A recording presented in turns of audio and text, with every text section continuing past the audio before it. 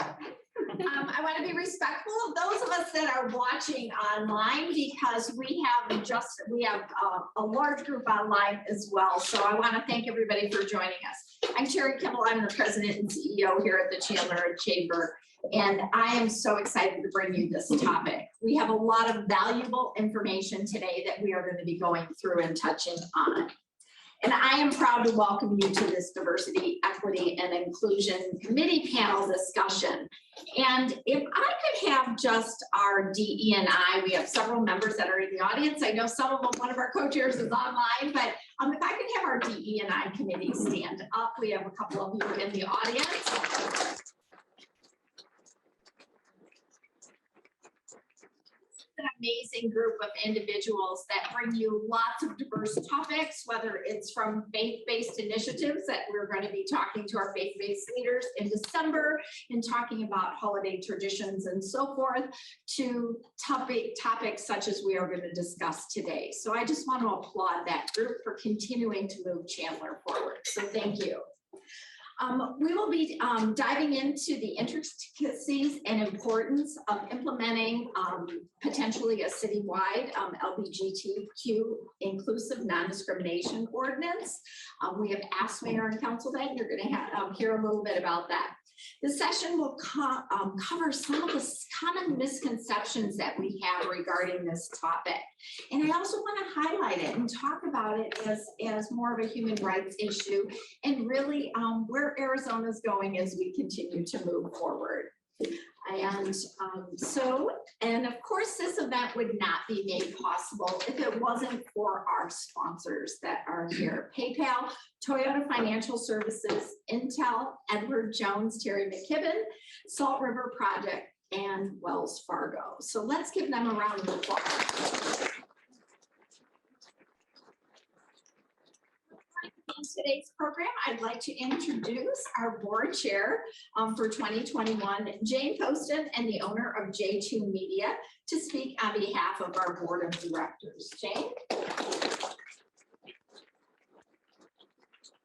Well, good morning, everybody, and thank you for joining us. I am so excited to see everybody here today. We've been waiting for this day and this panel for quite some time, so thank you again for being with us. I wanted to just sort of highlight from the board of directors, again, this has been a vision and a focus for the Chandler Chamber of Commerce since 2017. And in March of 2021, by unanimous vote from our board, we decided to highlight how important this discussion is and look for the approval of a non-discrimination ordinance. And I think that's very important that for you to understand that the entire board of directors is behind this and supportive of this. We were excited to have that vote in 2021 or back in March when this first came up. So we are delighted to host this all-star panel here today. Thank you so much for being here. They have been instrumental in passing non-discrimination policies all over the Valley. But before we dive into all of the information that we're going to get, I'd like to introduce our moderators today. And first off is Rick Hughey. He is a longtime Chandler resident with a prolific background in community service and civic engagement. He is the former Chandler vice mayor and council member and served on the city council from 2008 to 2016. Rick is the current chairperson of the City of Chandler Planning and Zoning Commission. And during his council tenure, he created the Chandler Education Coalition that led to the creation of the very popular Chandler Science Spectacular. It's a technology festival here. He was also integral in working with the coalition to develop the Read on Chandler early stage literacy program or literacy campaign. He's worked as a sales manager for CMA and a manufacturer's representative group in the home furnishing industry throughout the Western United States. Rick has chaired the Chandler's Public Policy Committee, and he is the Chandler Chamber incoming board chair for 2022. Thank you for joining us as moderator, Rick, and thanks for being here. Dr. William Crawford serves as the Senior Vice President for Educational Services with DW Consulting Group. Dr. Crawford is right here in our front row as well. He's employed as a part-time faculty member with Northern Arizona University, and he retired from the Maricopa Community College District in 2017 after a distinguished career of more than 24 years, most recently as Vice President at Chandler Gilbert Community College. Prior to that, Dr. Crawford was employed by the Phoenix Police Department, where he held numerous leadership positions and served for more than 23 years. Dr. Crawford is actively engaged in many organizations, serving as co-chair of the Chandlers Chamber's Diversity, Equity, and Inclusion Committee. He's president of the Arizona Justice Educators Association, chair of the City of Chandler's Merit Board, vice chair of the City of Chandler's Public Safety Retirement Boards, and a board member of the Chandler Education Foundation. Thank you for being here, Dr. Crawford. And let them take over. Thank you. Great. Thank you, Jane. Thanks for the introduction for myself and Dr. Crawford. Can everybody hear me okay? So our first panelist, Angela Ewing, exemplifies leadership through her work within the LGBTQ+ community and the broader business and political communities in Arizona. She co-founded One Community in 2008 with the goal of engaging socially responsible businesses, organizations, and individuals who support and promote diversity, inclusion, equity, and equality for all Arizonans. In 2013, Angela and the One Community team launched the Unity Pledge, a concerted effort by Arizona businesses and individuals to advance workplace equality and equal treatment in housing and public accommodations for LGBTQ individuals and their allies. More than 3,300 businesses and 20,000 Arizonans have taken the Unity Pledge, the largest equality pledge in the nation. Angela has won multiple awards for her work on inclusion and awareness, including the Human Rights Campaign Individual Equality Award, Echoes Magazine's Women of the Year, and the Anti-Defamation League's Al Brooks Community Leadership Award. Angela is a 2021 Phoenix Business Journal Most Admired Leader. Thank you for being here, Angela.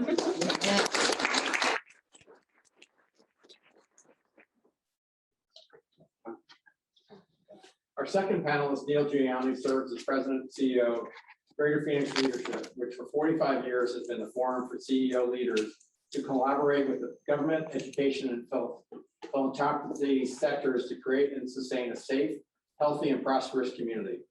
Neil joined Greater Phoenix Leadership in 2015 and has expanded member engagement on significant community issues, including the creation of a racial equity advancement project for Arizona CEO leadership. From 2010 to 2015, Neil was president and CEO of the San Francisco AIDS Foundation, one of the largest AIDS service organizations in the world, and led the transition effort from a sickness and disease management model of care to one incorporating health and wellness for patients. Prior to his work in San Francisco, Neil served as president and CEO of the Gay and Lesbian Alliance Against Defamation and executive producer of GLAAD Media Awards from 2005 to 2009. Before becoming a national activist and NGO executive, Neil served as a council member and then the youngest person ever elected as mayor of Tempe, Arizona. Neil, thank you for joining us here today.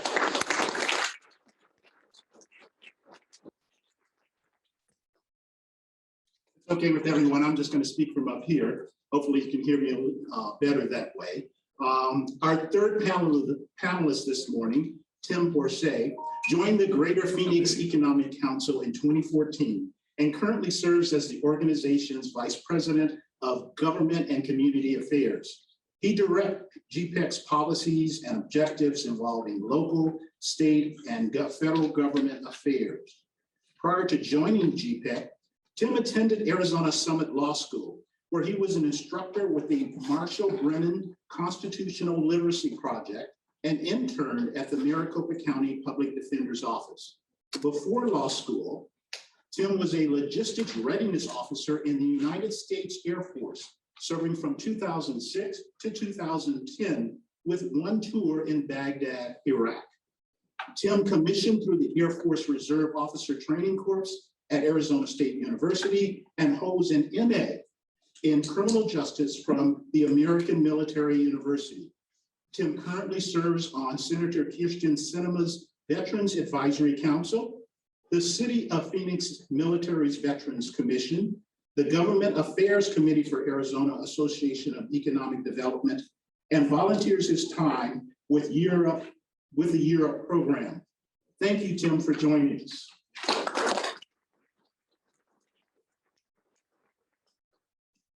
Last, but certainly not least, we are joined by Robert Heidt, the president and CEO of the Glendale Chamber of Commerce, the largest business organization in the West Valley and one of the largest chambers in the state of Arizona.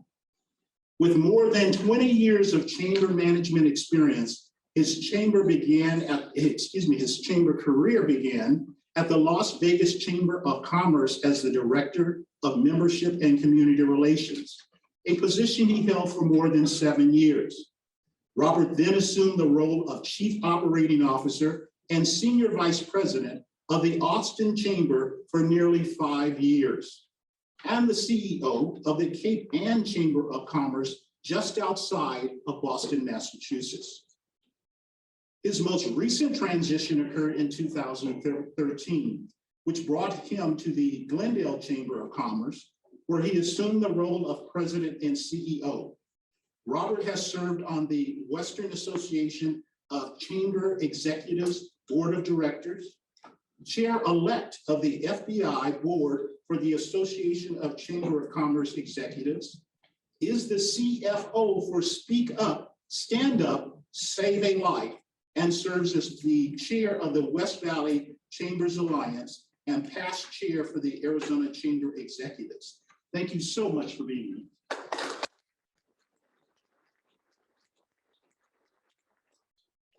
Now, our Diversity and Equity Committee has prepared some questions for today for the panel, but we've allocated time at the end of the discussion to make sure that you, the audience, has an opportunity to ask questions. So with that, let's jump in. And first question to any of the panelists that would like to respond to it. 10 cities in the state of Arizona have adopted non-discrimination ordinances, the most recent being the city of Tolleson. Has there been a general process of securing non-discrimination policies within Arizona communities? Who would like to take that question first? I'm going to take it. You got it, Angela. Yeah, here we go. So actually, the first city to have an LGBTQ inclusive ordinance was Tucson in 1999. They did it all on their own because they knew it was just the right thing to do. And then there was a dry spell until we got to the city of Phoenix in 2013, and the city worked diligently with business leaders and faith leaders and LGBTQ community members. It took them 22 years to get to that place where they took that vote. It packed the Orpheum Theater. There were 500 people that spoke out, and so the city of Phoenix then adopted an ordinance. Tempe came next. The conversations in Tempe and Phoenix were happening around the same time. Tempe actually adopted their ordinance one day after Governor Brewer vetoed SB 1062. It was a unanimous vote. It happened so quickly. We think they went out and got pizza, right? Then we went to the northern lands of Flagstaff and Sedona in 2015. And then we went over to the town of Winslow. One community, which is surprising, one community met with the mayor and council in Winslow and business leaders in Winslow. They wanted to adopt an ordinance because they really wanted Winslow to be a place that folks considered going to when they were visiting Arizona, and they wanted to know that on Route 66, everyone was welcome in the town of Winslow. And then, 7 years in the making, we have just really huge movement this year. March 1st, Mesa, Arizona adopts an LGBTQ inclusive ordinance. Years and years of discussions with business leaders, faith leaders, citizens, elected officials in Mesa to craft the ordinance that was right for Mesa. Scottsdale said we're not going to be left behind. We're initially going to vote on their ordinance in October of this year. When Mesa voted on their ordinance, they moved it up to April 20th. 420 somewhere, everywhere. Unanimous. I was just like, this is the story.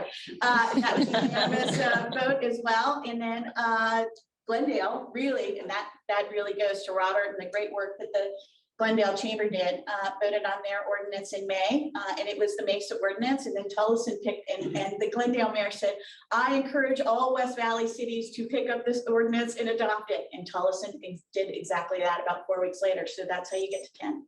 Thank you. Thank you. I had no idea it was going to do that smart. By the way, we're going to alternate back and forth. So I have the first question and Rick will take the next question. Thank you. What are some common roadblocks during the creation and implementation of non-discrimination policies? Let's jump on that one. I'm happy to start. And again, everything Angela said, it was spot on in terms of the general process. The one thing I would just add on is that it's been concerted effort between many partners and organizations that have made that possible. But I think some of the, I guess, roadblocks or the hurdles would be fear of the unknown that we've encountered or I encountered as we worked through it in Glendale. And again, the lack of understanding of what the ordinance actually means. Any other from? Well, I think, first of all, thanks for having us here. Thanks to the chamber for having this really important conversation to help the further evolution for both leaders in your community and the community itself. Historical context is important here. You got to go back, I'll just give you the personal reference.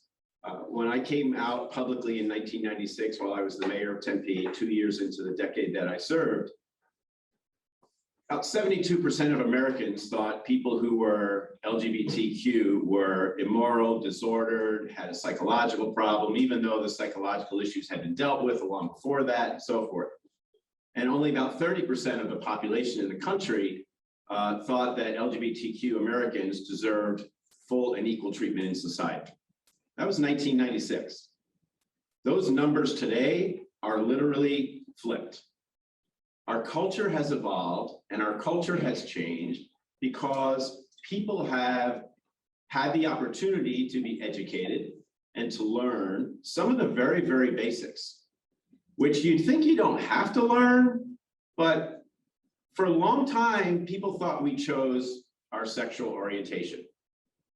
How many here chose their sexual orientation, right? That's not how it works. But for many, many years, for decades, really, that was what was taught in our society. That was a part of our culture. It's certainly in some denominations is still a part of teaching that people choose their sexual orientation or their gender identity. And so we've come a long way, and Arizona has come along with it, not as quick as some of us would like, but it has come along with it. And these ordinances, the big picture, it was really first, I'm going to give credit to the business community, because for decades, nothing was happening. And then the business community started adopting policies for their employees that said, we're going to treat all our employees the same. And we're going to add sexual orientation first and then gender identity in some cases later. We're going to add that to our list of qualifiers for who we will not discriminate against based on race, religion, ethnic background, and so forth. So the business community was the first part of our society that said, we're going to treat people equally because it's the right thing to do. And there's a lot of talent out there, and we're not doing it right the way we're doing it now. Sexual orientation, gender identity need to be included as protected within this business organization that we are running. And then you started seeing cities and towns, clearly the more progressive ones around the country at the time, that were adopting ordinances for their own organization, right? So we adopted a City of Tempe ordinance just for our employees in the City of Tempe while I was mayor. But I will tell you the historical framework is, I didn't have 4 votes for including transgender folks in that first ordinance. I didn't. We had to wait several years later to be able to have the ordinance amended by the council to include transgender people who were employees of the City of Tempe.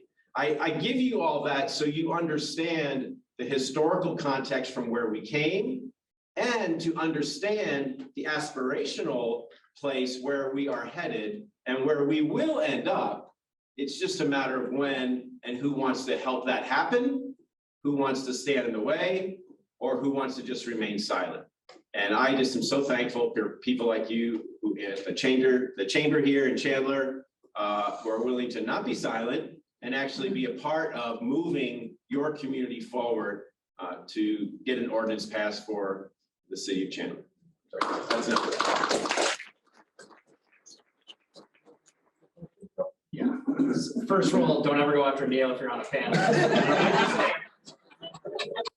think Neil brings up a great point, historical progression. 10 years ago, we as a nation were kicking gays out of the military. Don't ask, don't tell is only 10 years removed. Right. I was thinking of that as I was drafting some notes last night, and it's very odd to think it is both a very short amount of time, but also looking back a decade. Coming from the GPEC world, we are nonpartisan, but we have supported organizations, obviously everybody on this panel. I think the biggest shift 10 years ago, there would be discussion based on hatred, on animus, on anything dealing with a non-discrimination ordinance. Now, I'm not saying it is a completely resolved issue, but now it is more of an information program. It is talking to some council members, talking to mayors, and kind of assuaging those fears of actually this is what this means, and spelling out what equal protection means. And even some of individuals who probably were never going to support that in years past are now seeing the realities for their businesses, for their own employees, as you had said, Angela, with the city of Tucson back in 1999. They are looking at protecting their own folks, which is a good thing. So now, as these conversations are happening, there is less hatred, but now it is more of an information campaign, which I think is at least a step in the right direction. Again, probably not quick enough, but at least it is a step in the right direction. And Kim, may I add something? I'm sorry. We're not trying to take over here. This is about competitive advantage, right? Ask Mayor John Giles if he liked being up against Tempe when they were in final site selection. Every time Mesa and Tempe got to final site selection, Tempe would say, but we treat everyone fair here in the city of Tempe. And that's why, thank you, Neil, for your leadership. And,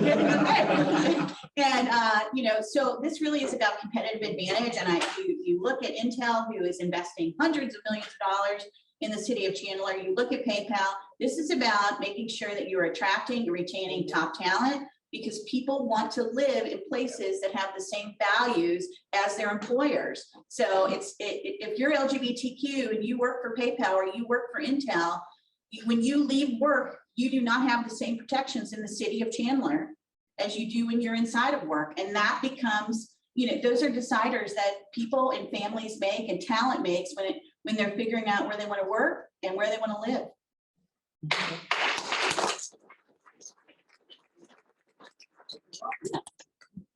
Would you like to speak? No, I think they covered it.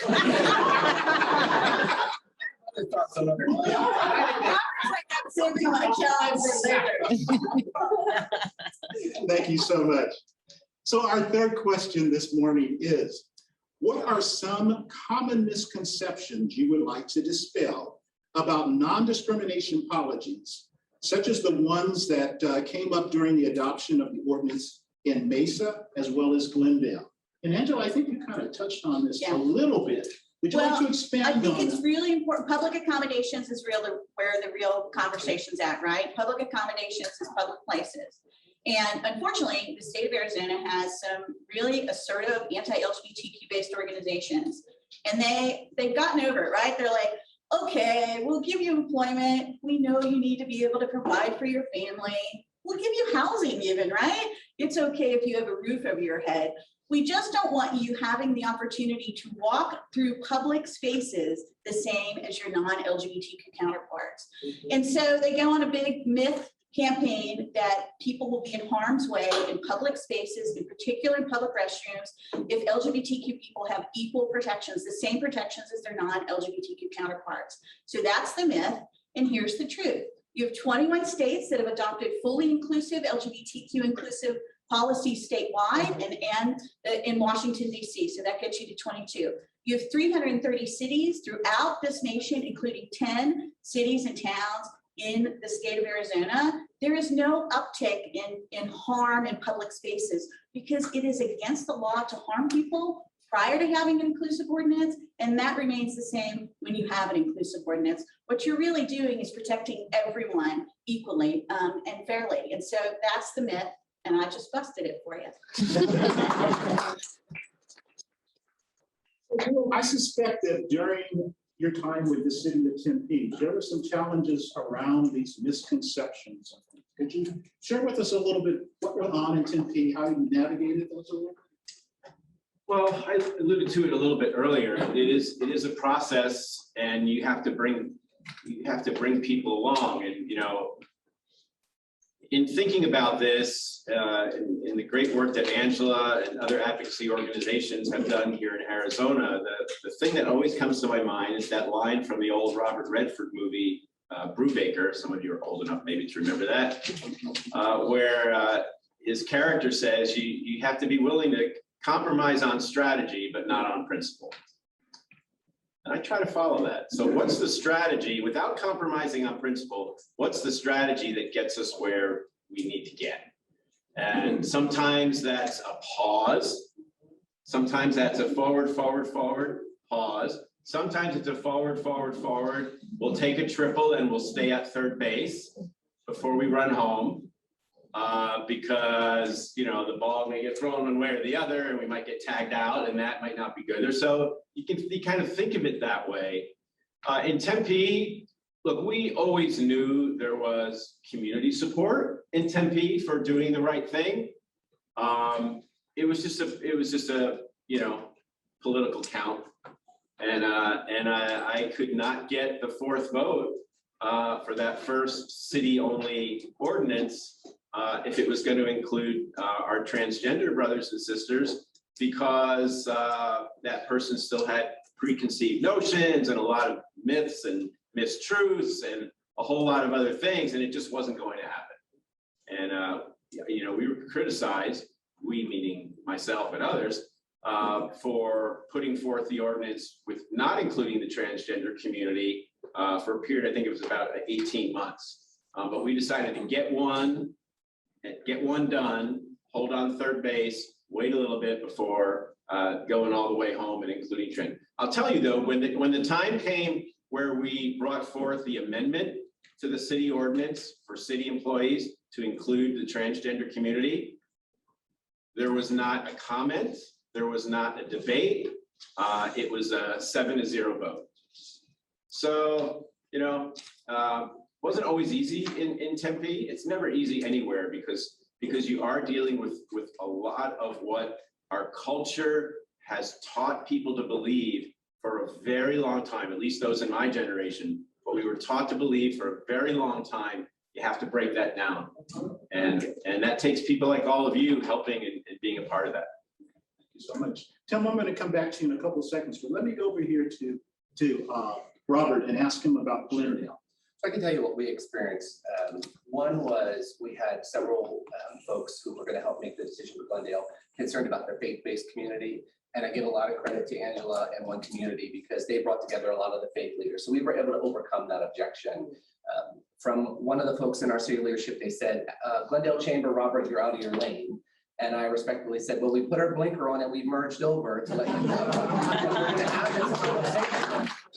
It's going to be led by the Jewish community if they're going to lack moving it forward. So, you know, we get told that a lot as chambers, you're out of your lane. But if it's a business issue, and again, I can tell you from my experience in Austin, and we're not the GPEC here, certainly as the local community chamber, but in Austin, we had essentially GPEC and the Phoenix Chamber as one.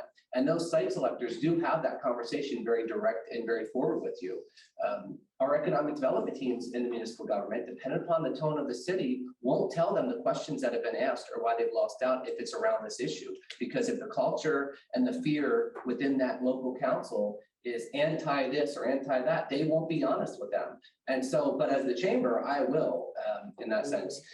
We discussed bathrooms. Angela, you said about bathrooms. We had that with a couple of our larger businesses. They were concerned of what that meant for them. So once we were able to have those conversations, I think it went down a little bit easier. The other 2 or 3 quick things I'll add on is when this came up at our board meeting, and it was many months of conversation, one of my board members called and said to me, can we talk privately and candidly? And I said, sure, absolutely. You never know. Terry knows this when a board member says, can we talk candidly and privately? You think, what in the world do they want? And he said to me, he goes, so you mean, and this gentleman happens to also live in Glendale, someone can be fired in the city of Glendale for being gay, transgender, bisexual, you know, lesbian, whatever it may be. And I said, yes, absolutely. And he said, this is foreign to me because the company I work for, this is a non-issue. It doesn't matter. And so it was astonishing in 2021 that he wasn't aware of the realities that people face in our community. And so then I'll end with this so we can go over to Tim, but I don't want to say the humorous ones, but I went to our council and said, what bothers you? What keeps you up at night with this? One of our council members said, well, you know, if we pass this, that means the gay pride parade is coming through town. And I said, well, let me tell you, the gay pride parade isn't coming through downtown Glendale anytime soon. And then I said to him jokingly, I said, well, have you ever been to Pride? I said, well, how about I take you? I said, I bet you'll have one hell of a good time. And he's like, well, maybe. So in other words, he was curious to say, maybe if someone holds my hand, and so it's really having those conversations. But you know, there's a lot out there. It's just trying to meet someone where they are and figure out how to find a connector and then build on that little nugget and go from there. So those are the two things that I can add.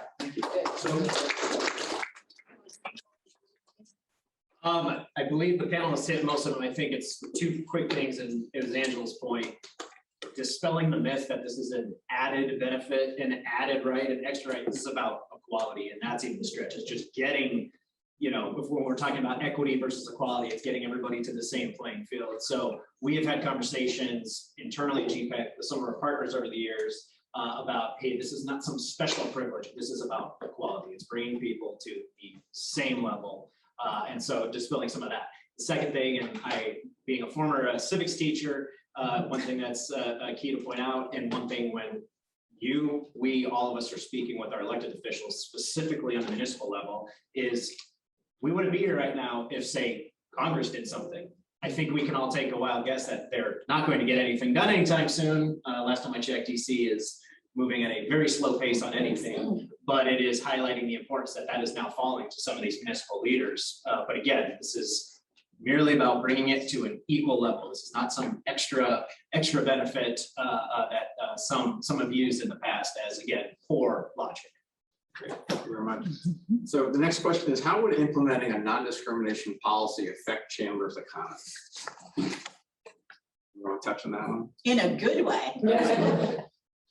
Go, Tim. Yes, I mean, it's pretty simple. Not going to impact it negatively. Robert was discussing, let me just back up a second. Robert's discussing site selectors. I know many in this room are familiar with real estate, site selection, things like that. Site selectors are your, and sorry, let me take one more step back. GPEC is focused on business attraction outside of the region, outside of the state. We're focused on bringing high wage jobs to Arizona. Your semiconductor companies, Intels, all of the businesses you hear about in the news, that is our focus. The chambers, GPLs, and One Communities are more focused on the existing businesses. So when we talk to site selectors, they're based in Midwest, LA, New York, and it is a value proposition when they have clients, not to take away, but it is a dollars and cents decision, as it has been for years. 15 years ago, it was, okay, what does Arizona got? Lots of land, low taxes, good business climate. Let's go. And that has shifted in the last few years. We are becoming a much more competitive economy. Our region as a whole is doing very well. And so when site selectors are sending these things out, but these are coming up now. Now, I checked with our business development team. We are under some confidentiality agreements, so I'm not going to go into deep details or numbers, but something that was not an issue 10 years ago, I can pretty much guarantee you that no project was asking about non-discrimination ordinances 10 years ago, or when we say project, a company looking at Arizona. Now it is coming up. It is still a smaller number, but companies like that. We're going to get into some high-tech things here in a little bit, so I don't want to get too deep into this. But a welcome mat, we are open to all individuals is going to be a beneficial tool, if you will. It adds to the value proposition of your business, your community, your county, whatever you would like. And again, in a little bit, I will tell you what gets us the most attention is when bad policy is produced. Now, that is not occurring at the municipal level. And I know we have some esteemed legislators, and I think they know I'm not talking about them, but when bad policy is proposed, we hear about it all day long. We hear about it from our site selectors, we hear about it from our current CEOs, we hear about it from prospects. Again, I know the focus is on the municipal ordinance. I want to stay focused on that. But again, we have seen nothing negative from any of our former cities who have passed non-discrimination ordinances, all the cities that Neil, Angela, and Robert have talked about. It is nothing but a net positive. is nothing but a gain. And again, we can get back to it, but it's when bad policy is produced that affects the state of Arizona that we hear the most about it. As I was speaking with them, I call it the late night, Arizona late night bingo card, when some dumb things have happened in the state and we get to lead SNL, Daily Show, late night talk shows, and be the butt of jokes. Perception is reality in that regard. And then we, all of us, but I will speak for GPEC specifically here, have to get out and message effectively to our partners throughout the nation that, hey, actually, let me show you the following cities that are doing a great job. Let me show you regions and companies that are leading and, you know, corporate governance leading. So again, we have seen nothing, we've heard nothing from our partners in other existing cities with non-discrimination ordinances that has had any kind of negative impact at all. Can I talk about positives? Because I'm gonna be there. Took an LGBTQ person, you know, you can share this mantle if you want. Here's the thing too, we have $917 billion worth of buying power. That's based on the 2010 census, which did not ask a direct question. Neither did 2020, by the way. And then you're missing out on our allies. So you're talking about a consumer spend over $1 trillion. We vote with our wallet. We want to live in places that are inclusive. We want to visit places that are inclusive. The state of Arizona's #1 export is tourism. The #1 driver of that is in-state tourism. I haven't been to Chandler in a really long time, but I'm having a heck of a lot of fun taking my wife hiking in Mesa, Arizona now. I'm having a really good time going out to eat in Scottsdale, Arizona now. And I spent a lot of time in Glendale, Arizona now. So when you multiply that by our friends and family, this is a missed out opportunity to really have an authentic connection with LGBTQ and allied Arizonans and people that travel to this big, bold, beautiful state, right? I mean, I'm having this conversation with the Arizona craft brewers who are great friends because by the way, beer does not discriminate. And I live in the state of Arizona, right? And we're gonna do this really cool promotion with craft brewers. I'm sure you have a number of them here in Chandler. I think you do. Yeah. And inclusive municipalities and millennials and Gen Z. And like we're going to do this. We don't have it all figured out, but like we're doing this like almost scavenger hunt, points-driven piece to move millennials and Gen Z around the state in a really fun way to visit this big, beautiful state and have a good beer, right? In inclusive municipalities. You don't want to miss out on that. That's like a fun promotion, right? So I think it's really important that it's hard sometimes to understand how much you're missing out on if you're not welcoming everyone. I'll just add, I think that there's a lot of positives around the non-discrimination ordinance. So since we passed ours and really gotten active in it, we create a full-time position within our organization that has roles around this, and Amber Wilson, my colleague, is here with me. And so that's been a positive moment. I've had companies say, if the Glendale Chamber is going to lead on this issue, I want to be more active involved. I want to invest more. So that helps as a not-for-profit organization. We have no guaranteed revenues as chambers, so it starts with a lot of hope and promise on January 1. And then the one thing that I'd add in, and it kind of ties into this and perhaps the last question, but one of my council members said, well, I don't see a problem. You know, we're great with everyone. We treat everyone nicely. And I said, well, you may feel that way, but let me look at the circle you run in. And so I had a conversation with them around the people that he interacts with on a daily, weekly, and monthly basis. And there was no one of diversity within that mix. And I said, that's why you don't see or feel or hear this problem, because it's not real to you. No one in your circle has this as an issue or is a part of someone's life that has this. And so I think it's trying to break down those barriers a little bit more. But I think, you know it's a challenge here in Chandler. It's an uphill battle. I commend Terry and the Chandler Chamber for doing that, but you got to keep in it. And hopefully for our state leaders, one day we can have this as a statewide policy and we don't have to kind of do the patchwork stuff within each municipality, and we can be competitive on a global scale. You know, it's interesting. Our next couple of questions are basically answered already, which is great. I may have jumped the gun on that. No, you're fine. I mean, because I will tell you, the next question. We're efficient. Have communities with non-discrimination ordinances already in place seen any negative economic impacts as a result of this passage? Here's what I add to you. You know what I was told for my chamber? If you do this, you're going to lose members. And that's a fear for someone as a chamber. You don't want to lose members. Selfishly speaking, and I know Terry would agree, we'd love every business to belong to the Chamber of Commerce in our community, but we know they're not going to. But you run that risk when you're in public policy. If you're going to endorse candidates, you run that same risk. So that fear tactic that we were told from some of our municipal leaders, but you're going to lose members, or you're going to piss this person off, or, you know, this one's going to alienate the chamber. You know, they're very supportive of the city. We didn't let that stop us because we knew it was the right thing to do. And there was enough partners and organizations that have done a lot of work before us and that will come after us to keep going forward. So it was just kind of that fear, I think, that we heard. Nothing negative. We've actually seen an uptick because we have been leaders in this. People that I don't know that we would have ever put on our radar. So you're proving the point, Terry, being inclusive is good for business. It is. That's right.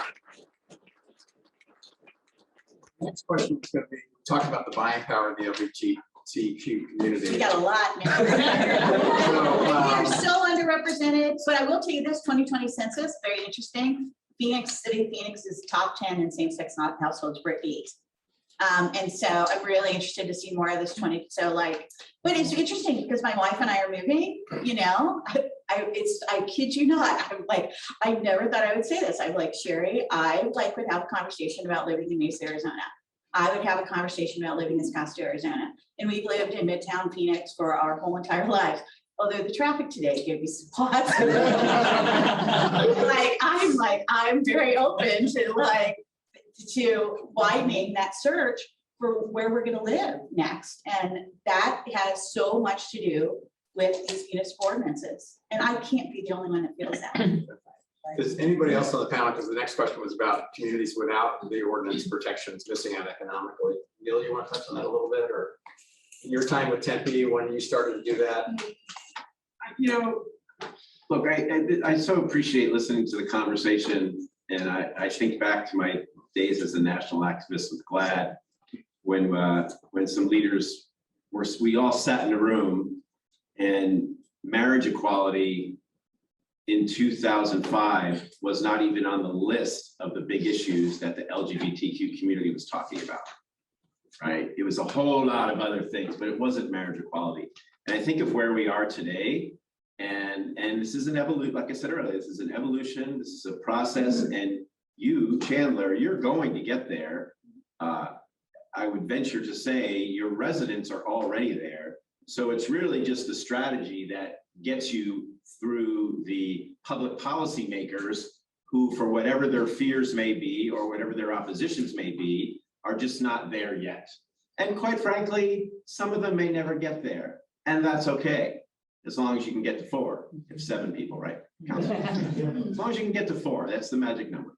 And so, you know, I just appreciate the conversation and appreciate the leadership that you all are taking as business leaders. I work for the Business Roundtable, 125 CEOs of the largest enterprises in the state of Arizona.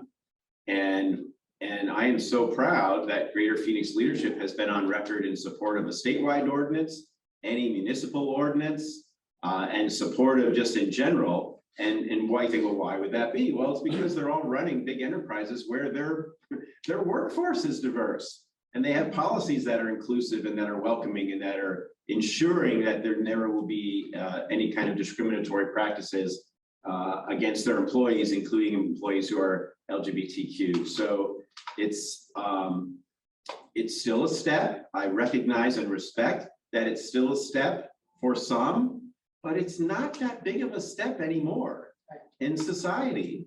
Society really is already there. I learned also at GLAAD that the culture leads. Cultural change takes time, but it leads. And laws and politics follow the culture. And so you're getting there, you're moving there, but it takes all of you in the role that you're playing to get it done.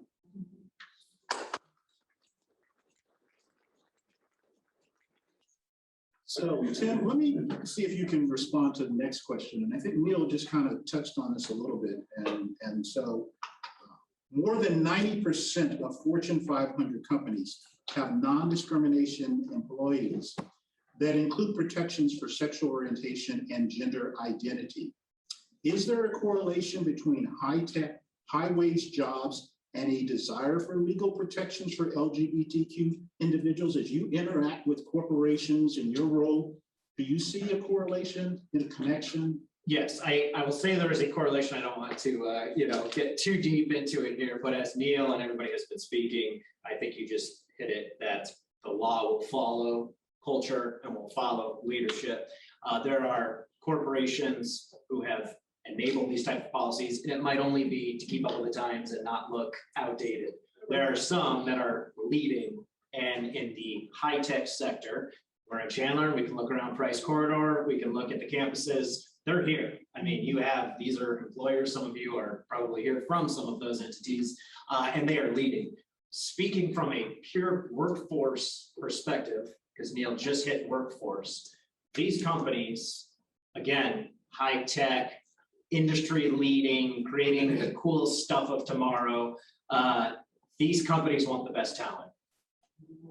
They don't care who you are, what you look like, who you go out with, who you drink with, whatever.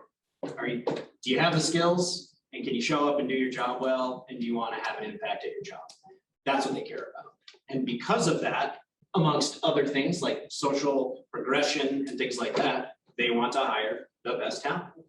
And again, those entities are putting into place some of these plans to make sure that their employees are protected. I know if I'm a business owner and I have employees under me, I want them to feel safe. I want them to feel secure. I want them to know that where they work, they can be happy and plentiful and be part of the team. And so because of that, when it comes to workforce, they are leading the way in this. And they are, I'm sorry, let me back up here. So because of that, they want to be located, exist, and operate in communities where that is not a factor. Again, their internal policies are good. We want to see more of that, and we would like to see this continue. But again, when you're talking about the cutting edge, again, these high tech engineers, things like that, they want those people safe and they want them doing a good job. And again, so when it comes to workforce, that is going to lead the way. Again, that encompasses so much of the social progression and change, which is a good thing. But they want good employees at the end of the day. Can I add something? Yes. Because I like stats, right? So here's some stats for you. Speaking of your talented high-tech workforce, 20% of millennials identify as LGBTQ. There's a new article that came out in Newsweek. I haven't had the chance to read all 120 pages yet, but a brand new research piece that was done by Arizona Christian College. Nearly 30% of Gen Z who identify as Christian also identify as LGBTQ. So if you want the best and brightest, and then there's a brand new piece that just came out a week ago, I highly recommend, from ADP. It's about the I and DEI. And if you want a talented workforce, you want healthy workers, you want people that bring their whole selves, their authentic selves, and bring the best and brightest ideas to add to your company's bottom line. Inclusion and belonging are number one, right? And so I always like to say, when we're looking at municipal ordinances, that the city of Chandler is in business. So you want the best and brightest to live in the city of Chandler, because you want Chandler to have this awesome, sustainable future as well. So when you're looking at high tech, you're really looking at millennials and you're looking at Gen Z, and inclusion matters. And those numbers just don't lie. So this is where we're going. Thank you, thank you. So Robert, from a Glendale Chamber perspective, what has been your experience on the west side? So again, I don't want to say the conversation is relatively new, but it is newer to a lot of those businesses and companies over there that haven't embraced these policies long before. There's a lot of growth happening in and around the West Valley. So, I think that there's a lot of optimism that having an inclusive, community for Glendale and Tulsa right now, but really throughout the West Valley, we'll start to open those conversations a little bit more with those companies. But I think to Angela's point, when you feel truly welcomed where you live, work, and play, you are at your best. When you have to kind of live a different life and you're one way at work and a different way with your home or your friends or family, it really stifles you and all that you have to offer. And unfortunately, that's what happens in many cases. So I think that the point on inclusion is just, it's vital. We're at a crucial time. You know, it's funny, every time we have the next question, they've already answered it. Last question that we're gonna go to the audience. Have cities like Glendale and Mesa had an easier time connecting with potential businesses since the passage of a non-discrimination ordinance? So I'll just tell you the kind of unfiltered, because I'm pretty real. So I mean, like sometimes that gets me in trouble, but I'm always I just lay it out there. You know, even with my council today, you know, I had a meeting with 2 of them yesterday. One saying, drive that bus and don't let the gas run out on this conversation. And then the other one telling me, you're out of your lane and you better stop and that sort of thing. So again, it's that conversation. You know, our economic development team knows these are real world questions that are happening, as Tim said. It's trying to get the rest of our council to really embrace it. And I'll be honest, while we did pass it and get it done, it's done. And sometimes, as Neil said, you have to count to 4 and that's all that matters. So it's there. I guess my heart and soul wishes that it would have been there for all the right reasons. I think some of what we had done it for was they were nervous. You know, some groups were going to come out and attack them politically. There were some mailers done in our community recently, which rocked their world. You know, so they did it for those reasons. Super Bowl is another one. So, you know, that's a big thing for the State Farm Stadium and the Cardinals in the West Valley. So the fear of losing that, because if a national call comes for boycotting and that sort of thing, it was done for that. You know, so while it's happened, and I'm happy and it opens the door for a better conversation, there still is some barriers to overcome. You know, it's 5 or more. We really should have it at 0 employees, our discrimination ordinance. So again, it doesn't matter whether you have 1 employee or 100 employees. And so that's going to take us some time to hopefully get to with the work of many. So I would love to say that it was done for all the right reasons, but you know, at the end of the day, it's there. It's another step forward, but there's still more work to be done. And again, I commend the work of Terry and the Chandler Chamber for working with the council, even if they're in opposition today, or potentially future council members who may run for office, and get them indoctrinated into what really matters for the business community, because chambers need to do that. You know, we're in the trenches of the community, and we have to work with our partners like Angela and Neil and Tim to make that happen. Yeah, we've done, I think, such an awesome job talking about the business community. And one community maybe we could go a little deeper on is the faith-based community, right? And so I think it's so important to understand, you know, when the Mesa ordinance, there was an attempt to overturn the Mesa ordinance. The LDS Church, we did a joint statement along with our partners at Equality Arizona. And for the first time ever, the LDS Church came out in support of fully inclusive policy in employment, housing, and public accommodations, right? And we worked with bishops of the Episcopal Church and the Methodist Church and the UCC Church. They all came out as well. So the faith-based community, number 1, overwhelmingly supports LGBTQ inclusive policies, number 1. And number 2, religious-based organizations are exempt of non-discrimination policies as well, right? So I think it's important to understand that religious freedom and LGBTQ inclusion are not at odds in any way, shape, or form. You can have LGBTQ inclusive policies, and the faith-based community will be very supportive of them. And we shouldn't shy away from educating our faith-based communities and faith-based leaders. Overwhelmingly, they understand that treating all people fairly is the right thing to do. And as my good friend Virginia Cordy, the former council member of Scottsdale, said to me the other day, we're all God's children. One thing just to add real quick, one of the things that probably wouldn't happen in Glendale a couple of years ago is we just had a conversation at an event, a forum around critical race theory. That wouldn't have happened a few years ago. And so it was well received within our community, and that can be a tough topic for some people. But we wouldn't have had that conversation or that panel of speakers a couple of years ago, but we just had it about 2.5 weeks ago, and it was really, really well received. So that just shows me that evolution of we are moving forward. Any other comments? Okay, great. We're going to go to the audience. I do want to make one quick statement. Some of you know that I'm very involved in the disability movement. My sister is one of the leaders in the world. And I remember the 70s and 80s fighting for ADA. Some of the same arguments that went on, and the fear and all these different things. And it goes about talent and stuff like that, that I cringe what's going on right now. And that's why I'm so passionate about this issue, because I've lived it for my entire life. Fighting for disability rights, and it's no different than fighting for this right. So I'm going to the audience. And where? Hi, my name is Roger Schwartz. I'm a Chandler resident, co-founder of Chandler Brides. You talked a little bit about big tech companies.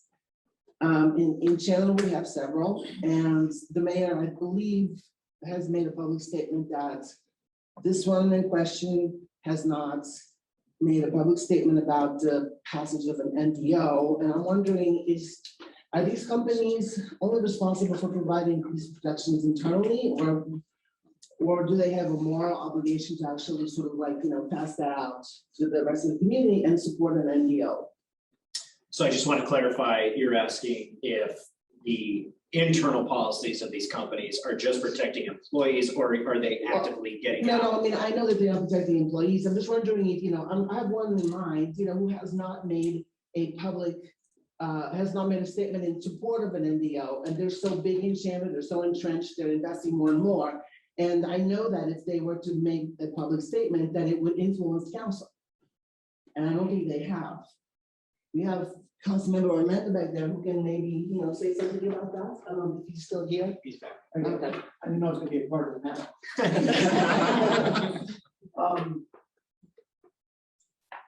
We heard this a lot of times, but I think I counted 22 times. Some variation takes time, education, and working with people. I was here in 1990 when Coy Payne, first African American mayor of Chandler, was trying hard to get the simple thing like the MLK Day. And he did not have his 4 votes, but he worked hard at it. He worked with this community and it went set it up. We were one of the first communities to do that.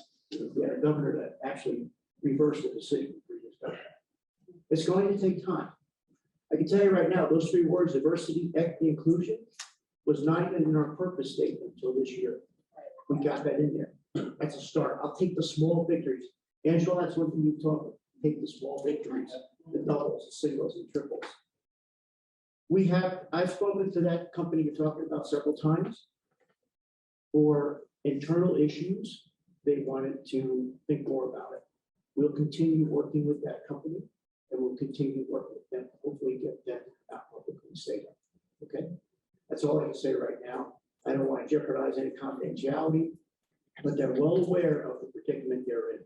Okay, so I'll tell you something I can, from my experience, and it's not just been in Glendale, but say in Austin.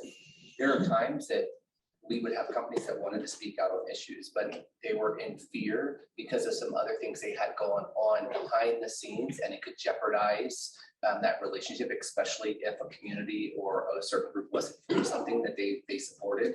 And that's where groups like the Chamber of Commerce, One Community, having a coalition of a diversity and inclusion committee, because it allows them to come under that umbrella and not stand out alone. So sometimes there's things happening that they're working through, and they know if they get too vocal on it, it's really going to rock the world of that municipality. And so they're trying to navigate where that right lever is before they pull the plug. It's unfortunate, but it's political at times too. I mean, I'm sure Neil could probably speak to that more than he would care to in his wealth of knowledge and his career. But sometimes it's just it is political. It comes down to the politics on it. I always remember what Angela said. Those words are in my head. Slow, just go slow. Just be patient. Yes. Here's what I can tell you, like with the pledge, we have some partners that we walked alongside. We did One Community business members for 13 years, but it literally took them 5 years to sign the pledge. And we just. And when they did, I texted them and said, "What the hell took you so long?" Right? But it is just about patience and persistence and just meeting businesses and leaders where they're at and just educating them. And what I've learned in this wonderful path that we're all on towards a more inclusive Arizona is that things don't happen when you want them to, but they happen when you need them to. And so just keep having your cups of coffee or drinks of water and just meeting people where they're at, and you're gonna get where you need to be. Brian? Going to follow a little bit of what Angela was saying with the faith-based community. I think most people are aware of the cake case out of Colorado and the florist case out of Washington or Oregon. My question is, 2 of the regular arguments that are used to defend not having non-discrimination orders do come from the faith-based community. One is, a vote for an NDO allows discrimination against religion.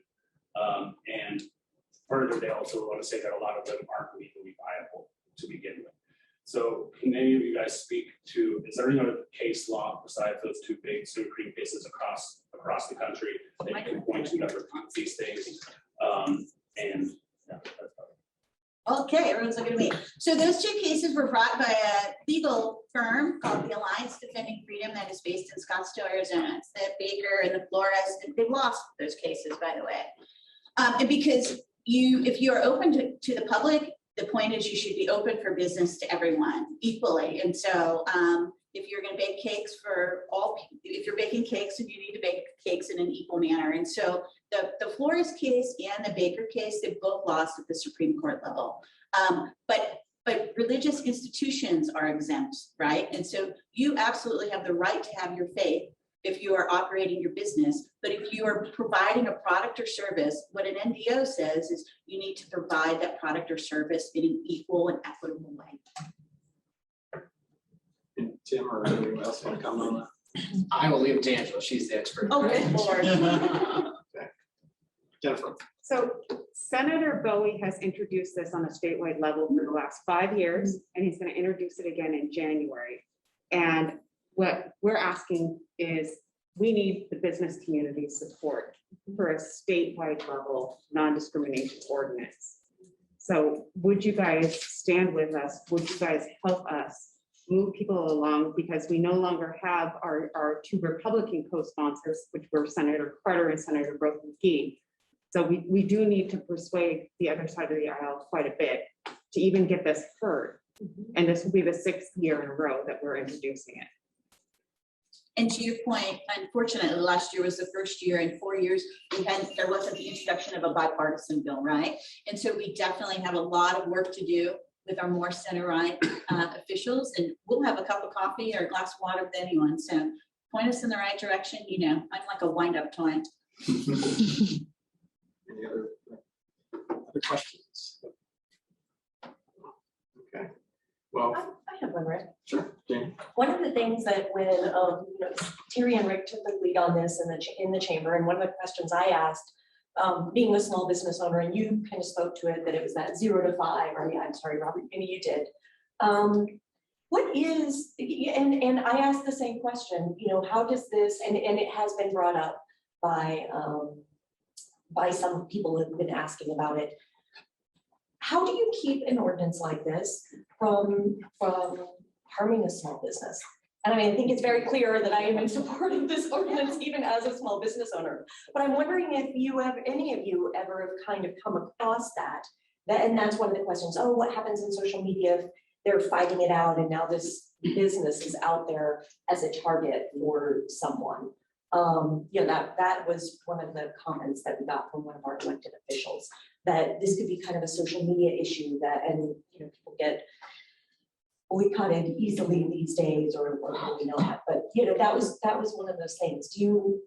Is there a reason that you decided, hey, you know, 5 or above, and I know we want to get to 0. I know it's sort of varied ordinances across. So I'd just love to hear your perspective on some of those conversations and what we can do as a chamber to maybe explain it well to our small businesses, because we do have quite a few. So the city of Mesa went with employment policies if you're an employer that have 5 or more employees, because the state of California is at 5.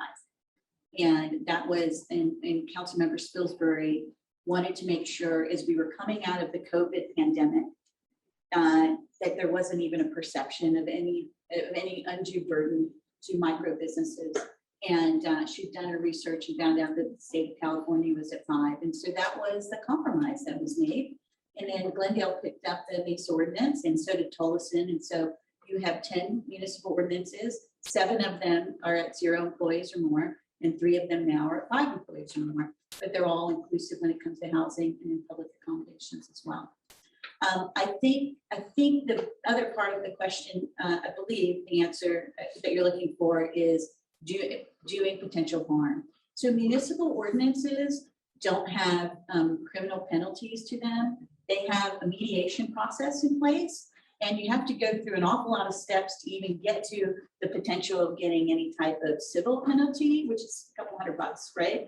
And so the point of an ordinance really is that most people really do want to treat people fairly. And some folks maybe need some more education and the opportunity to maybe learn, how to do that in a better way. And that's why every municipal ordinance has a mediation process in place and an opportunity to really help that, that business who is accused of discrimination for a variety of reasons, not just sexual orientation or gender identity, help them do better, right? And so, and I think this is really important for folks to understand. We have 10 municipal ordinances in the state of Arizona. Half of Arizona has inclusive policy in place going back all the way to 1999. There has not been one penalty that has ever been levied, meaning that these ordinances, to Neil's very awesome point, help move our culture to a place of inclusion.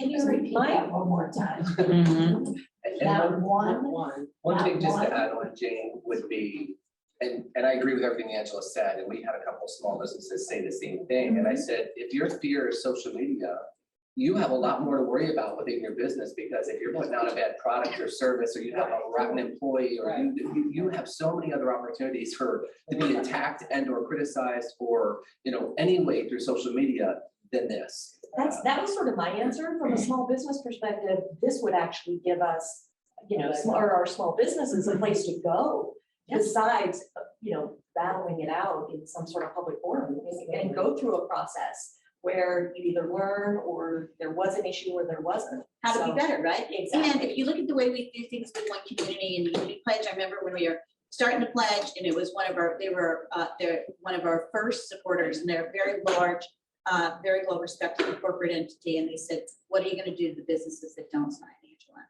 And I said, nothing. We're going to celebrate the ones that do, right? And it took them 5 years to sign, but boy, do we celebrate them when they get. Can I add on just one last thing? You had asked about obviously dealing with the small business, and as Angela and everybody's pointed out, these accommodations, or pardon me, these NDOs are dealing with public accommodations. These are very straightforward protections in the public environment. And I know you had mentioned small businesses worried about social media backlash, whatnot. It's generally under the guise of this free speech, cancel culture type thing. Freedom of speech is not freedom from consequences. Correct. And any small business who chooses to antagonize, chooses to hate is a strong word, but any antagonism, that's not a free speech issue. Or actually it is, in that if people are then not going to entertain those businesses, that is separate from the ordinance. The ordinance is about public protections for individuals. And if somebody chooses to, again, act a fool, as my mom would say, and antagonize a group of people who then choose not to patronize that's just not even an issue with an NDO. That's just society, I think, healing. So my next question is about the conversations that you have with businesses about restrooms. Can you describe what that looks like? And do you ever touch on the actual physical structure of the restroom and how to accommodate or make people feel safer if being unsafe is a concern? Why is everyone looking at me? So we do work with businesses and we help them become more inclusive, and that's a long, thoughtful conversation that can touch on policy and also touch on ways that they can create a more inclusive environment. And that's just work that we do with individual businesses. So I don't think there's a catch-all for all of this, right? I think it's really important that we walk alongside each individual organization and understand where they're at. And every organization is in a different space in this journey, right? And just kind of understand where they're at, and then that helps us kind of be guideposts. I'll take it from a different angle. So when I've had to have bathroom conversations with folks, I kind of say, stop and think about it when you have to use the restroom. Don't you want your privacy? And I think about being in the Air Force. You don't have a lot of privacy when you're in the military. So Tim knows this. And so, you know, you need that privacy. Or how many of you have gone into a bathroom and when they design those bathroom stalls, you've got gaps this big and, you know, people are walking through and that sort of thing. So I said, no matter what you identify as, you know, I don't know where bathrooms have gotten to be such like this looky-loo place for a lot of people, but, you know, I personally like my privacy. If I have to do my business, I want privacy. And, you know, it doesn't matter what I am or what I identify as. I mean, you want to take care of your business in a dignified manner, just like the next person. So if that's something we have to evolve to as a community, as businesses, it's not the end of the world. You know, one thing I'll add on is, throughout the pandemic, we had in our office, we welcomed in a lot of interns. We had our first transgender intern. And so we had some work to do with our team to understand. And it was probably one of the best experiences for our organization and our people to go through, because now they're better prepared to have conversations with folks. So I don't want to say I make it a joke or anything, but I kind of go back to, look, don't you want some privacy in your bathroom? And I hate bathrooms that are so god awful open and everything. I'm like, never mind, I'll go at home or I'll go somewhere else. I mean, it's gotten to be so weird. Or I'll speak to the men's room. I mean, my gosh, I can tell you, go in and the urinals are so close and I'm touching the next person and there's no partitions. Like, no offense, I want my privacy. I don't not in there looking below what everybody's got. I gotta take care of my business. So I think it's one of those things that you start to kind of break down. I get them, yeah, I want to have my private space too. Then they start maybe opening up a little bit more to what that might look like. And that's just an approach that I've worked, but I kind of come from it like everybody needs their own space. Like, do your thing and don't worry about it. Any other questions? Hi, my name is Indira Jeffrey and currently I'm running for City Council. In 1995, I spent 5 months in Europe. I went to France and I was traveling around. And actually, I didn't know what was it, but I was part of because it was this huge festival in Madrid, and it was the gay festival. Yes, we had a lot of fun. You know, I was young. We're fun. Yeah, I was like, we're kind of cool to hang out with. Amazing. But I applaud the Chamber of Commerce because yes, through education, we will evolve. And I think it is this kind of panels where we have this kind of information from all kind of people and all kind of backgrounds, what is going to let us advance. And I'm very happy that Terry invited me and thank you for all your participation. I have a question for one of the panelists. So what we keep hearing from is that Chandler's a global community, we're very inclusive, we don't have this problem. Give us some suggestions on how we overcome that. I would say, Because I think there is some truth to that, but there's also very much blinders to that. Well, if you're inclusive, then it makes all the sense in the world to have an inclusive policy. It's actually they're pretty connected, right? And so I think that if your feeling is that you're a welcoming and inclusive municipality, then it makes a great deal of sense to have a welcoming, inclusive, non-discrimination policy in place. They really go hand in hand. The other is, and along the lines of Angela, would be that she's kind of helped us with is in those conversations. So we've had a few people in our community that didn't feel welcomed or a part of. And so sharing those stories or having those people help us have that conversation with someone can maybe begin to create that segue for, you know, open dialogue with that person. But stories certainly can help of those real world situations within your community or why people are coming to Chandler. So Neil, I have another question, not to put you on the spot, but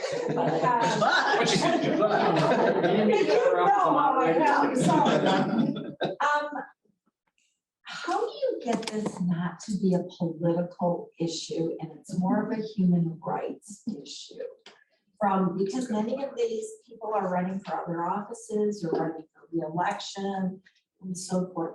How do you separate that? I think you're gonna have to buy dinner to get that one. You're not gonna like my answer. You don't. You don't. especially people who want to serve in public office, they need to be ready to step up and have conversations with people that they don't agree with, or people who want to discuss policy that they may be on different sides of things. So of course they're linked, because political issues are human rights issues, and human rights issues are going to be political issues from time to time. What I would encourage y'all to do, and this is now, I'll speak from myself rather than sitting here as someone who's the CEO of Greater Phoenix Leadership. I think in Chandler, you need to address where the resistance is coming from. And it sounds to me, and I don't know, but it sounds to me like it's religious based, right? There are some key either communities of interest or leaders who, for their own religious views, just can't get there, right? And so I would encourage two things. I would encourage, including the leaders in the faith community who are in support of a very inclusive ordinance, to be your advocates and to be your surrogates in support of this.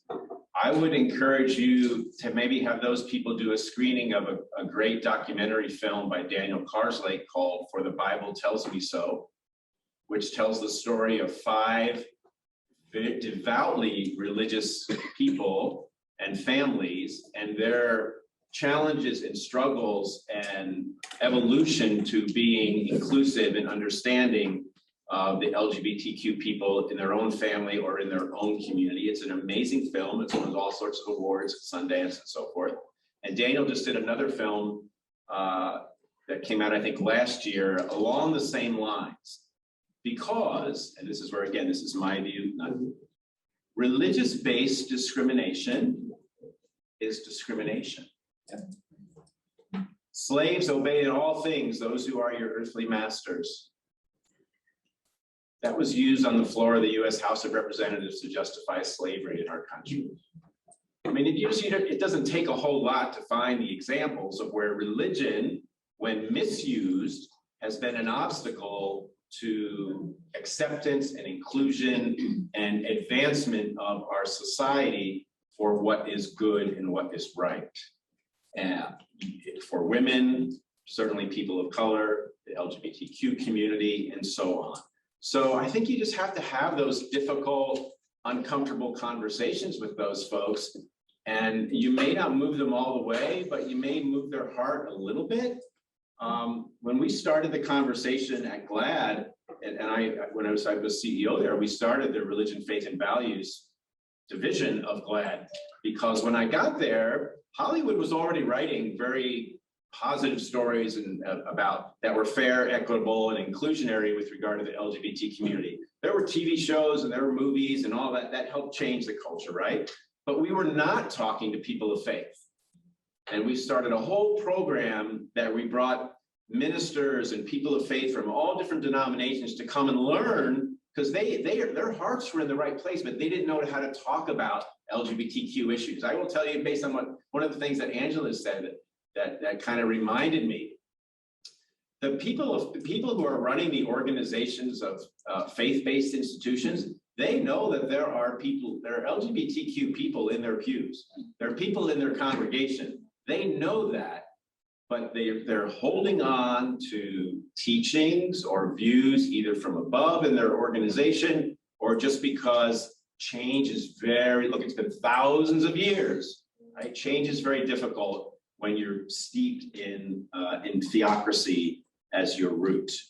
And that's nothing against it. It's very valuable for our society, of course, and I'm a person of faith myself, but you have to understand how to attack those issues. And I use attack in a not beat over the head word, but in a strategic way. You have to be really careful about that. So find some people of faith, do a screening of For the Bible Tells Me So, and you'll change some hearts and minds.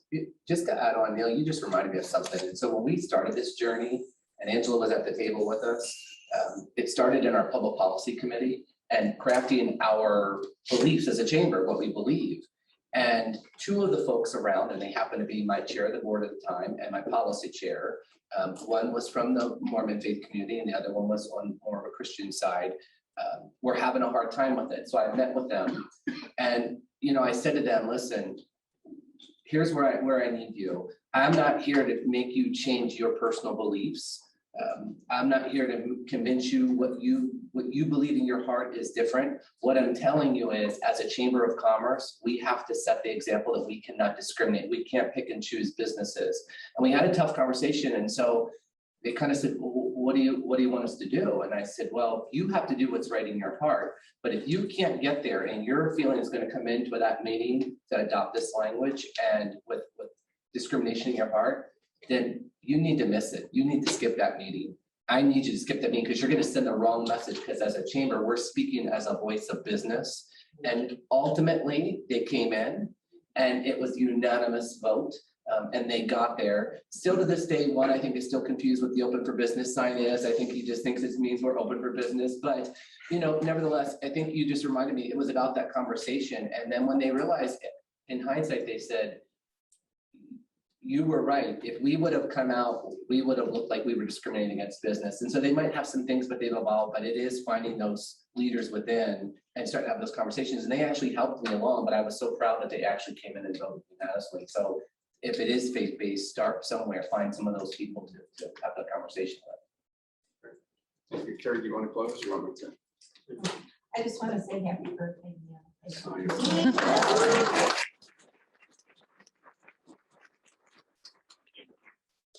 I want to thank all our panelists for being here today to discuss this important issue of non-discrimination in Chandler. I think we were privy to a lot of great information. Any further questions can be submitted to the chamber team and they will be directed to relevant panelists. Sorry.